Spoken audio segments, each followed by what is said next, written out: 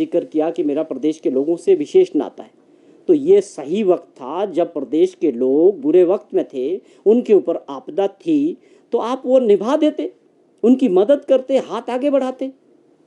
10,000 करोड़ रुपए का हमारा क्लेम गया है, उसके एवज में उनको माननीय प्रधानमंत्री जी को प्रदेश के लोगों के लिए कुछ करना चाहिए, यही हम मांग रहे हैं।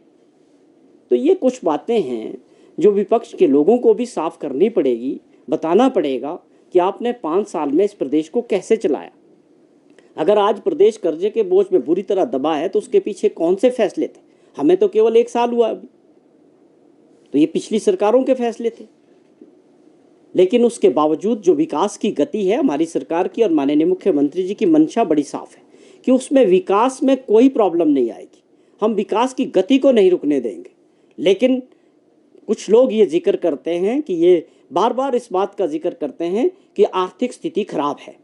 देखिए, सच्चाई बतानी पड़ेगी, सच्चाई बतानी चाहिए और सच्चाई के साथ सरकार चलानी चाहिए। और प्रदेश के लोगों का ये अधिकार है कि जो सरकार चलाने के लिए जिनके लिए उन्होंने जिम्मेवारी दी है कि वो ईमानदारी से उनको बताएं कि क्या सच्चाई है, क्या फैसले पिछली सरकार ने किए और क्या फैसले हम कर रहे हैं।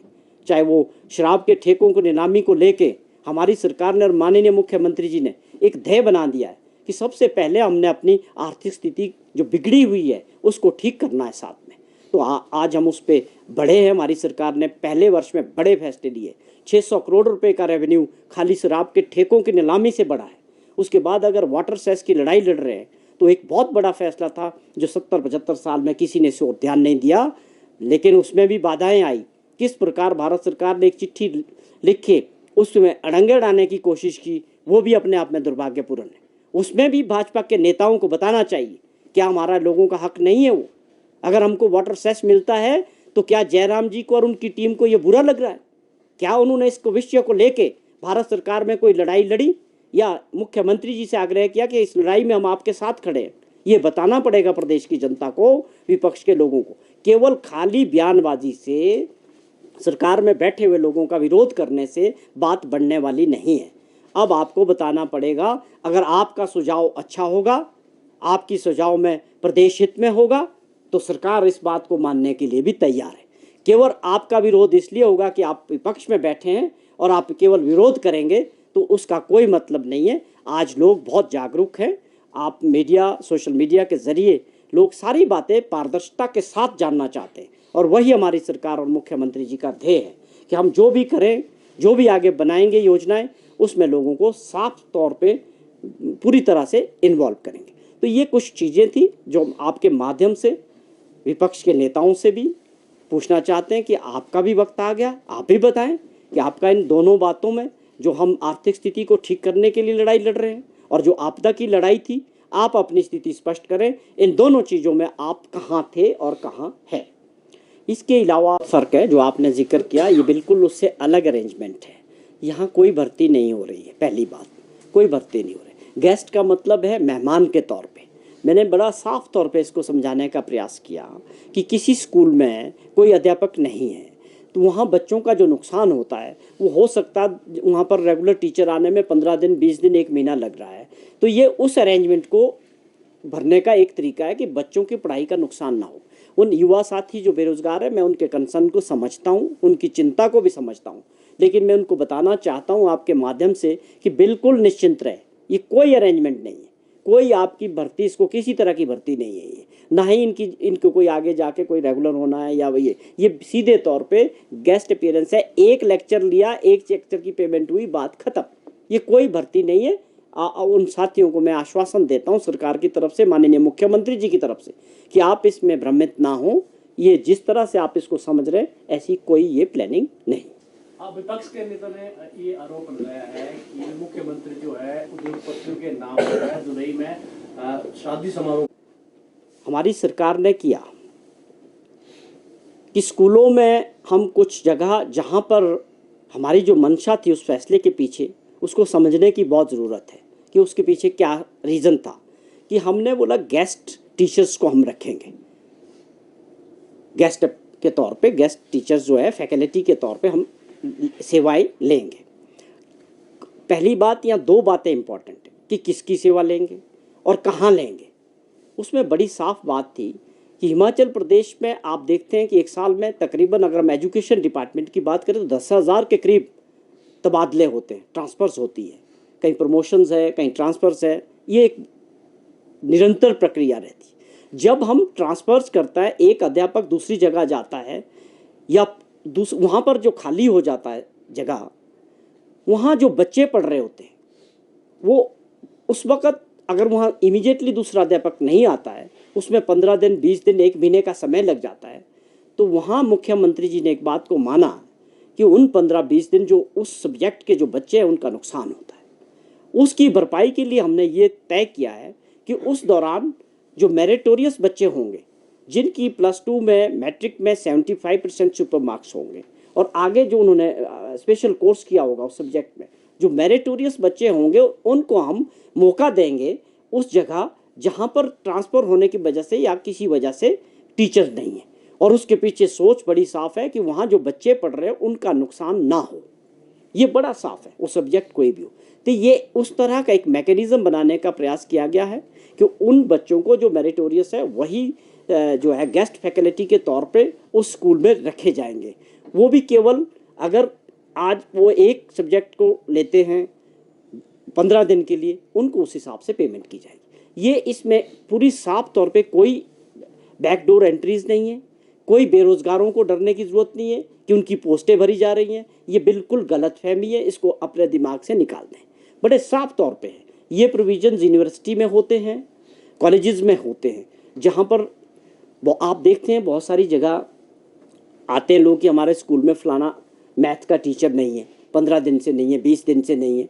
ऐसी है, ये स्वाभाविक है।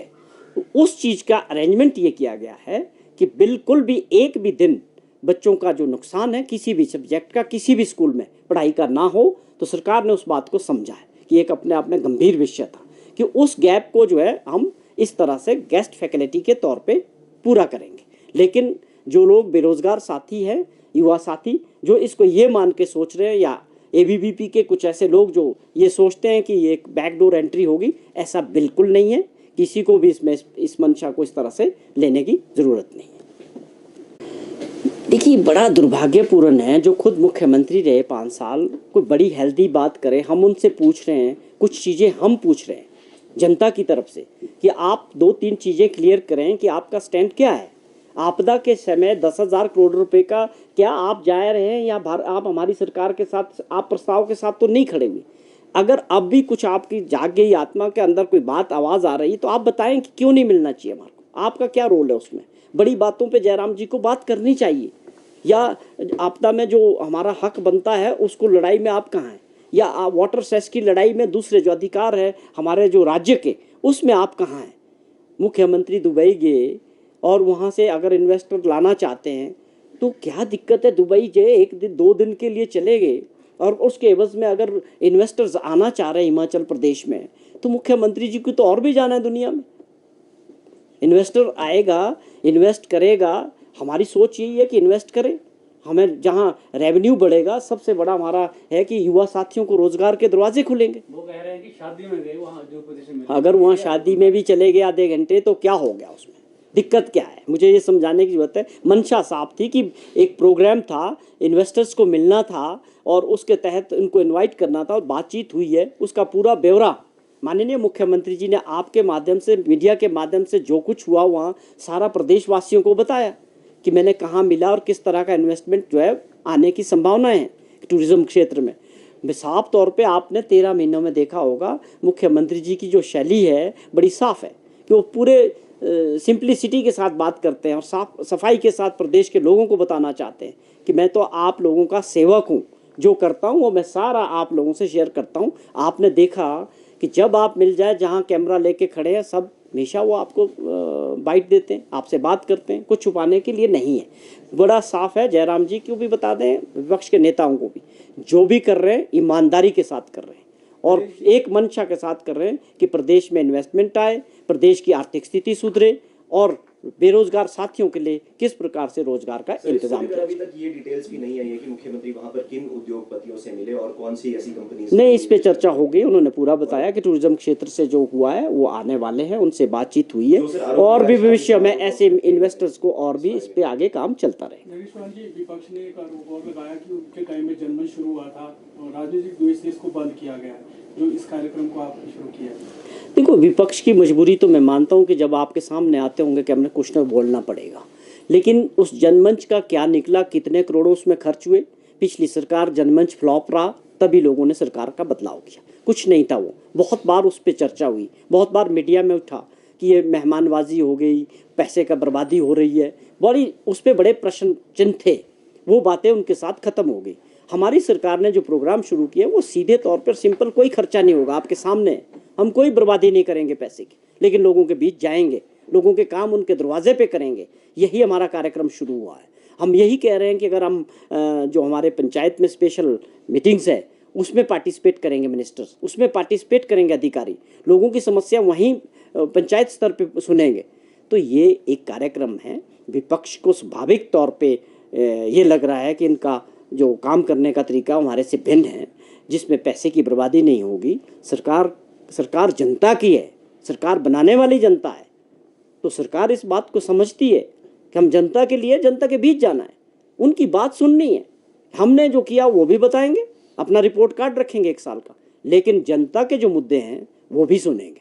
तो ये जनमंच क्या था, उसके क्या परिणाम है, उसके बारे में कैसी चर्चाएं उस वक्त होती रहे, वो आप लोग मेरे से बेहतर जानते हैं और प्रदेशवासी भी उसको जानते हैं। नरेश चौहान जी, 1 लाख